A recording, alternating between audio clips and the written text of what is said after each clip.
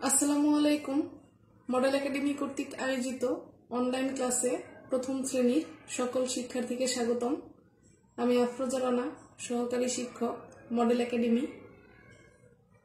আমি আজকে প্রথম শ্রেণীর আমাদের পরিবেশ ও বিজ্ঞান নিয়ে শিক্ষার্থীদের মাঝে হাজির হয়েছি। প্রিয় শিক্ষার্থীরা, কেমন আছো তোমরা? আশা করি যে যেখানেই আছো ভালো আছো, সুস্থ আছো। আমিও ভালো আছি। আমি আজকে তোমাদের আমাদের পরিবেশ ও বিজ্ঞান বইয়ের সপ্তম পাঠ বাসগৃহ থেকে প্রশ্নের উত্তর পড়াবো। আমি তোমাদের জন্য প্রশ্ন ও উত্তর বোর্ডে লিখেছি, আশা করি তোমরা সবাই দেখতে পাচ্ছ। আমি এবার চলে যাচ্ছি মূল পাঠে। আমি প্রশ্ন ও উত্তর তোমাদের পড়ে শোনাচ্ছি।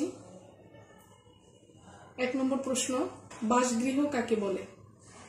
উত্তর, মা, বাবা, ভাই, বোন সবাইকে নিয়ে আমরা যে গৃহে বসবাস করি তাকে বাসগৃহ বলে।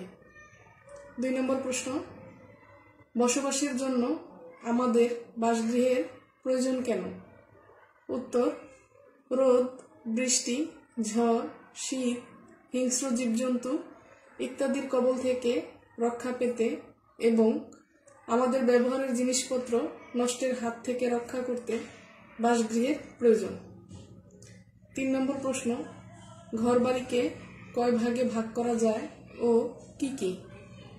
উত্তর, ঘরবাড়িকে 3 ভাগে ভাগ করা যায়, যথা পাকা বাড়ি, আধা পাকা বাড়ি ও কাঁচা বাড়ি।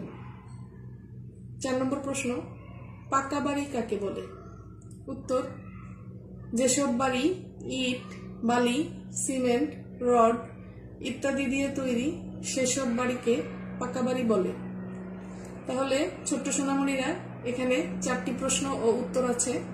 তোমরা বাসায় এই 4টি প্রশ্ন ও উত্তর মন দিয়ে পড়বে ও লিখবে। তোমরা মনোযোগ দিয়ে লেখাপড়া করবে। যে যেখানেই থেকো ভালো থেকো, সুস্থ থেকো, নিরাপদে থেকো। আল্লাহ হাফেজ।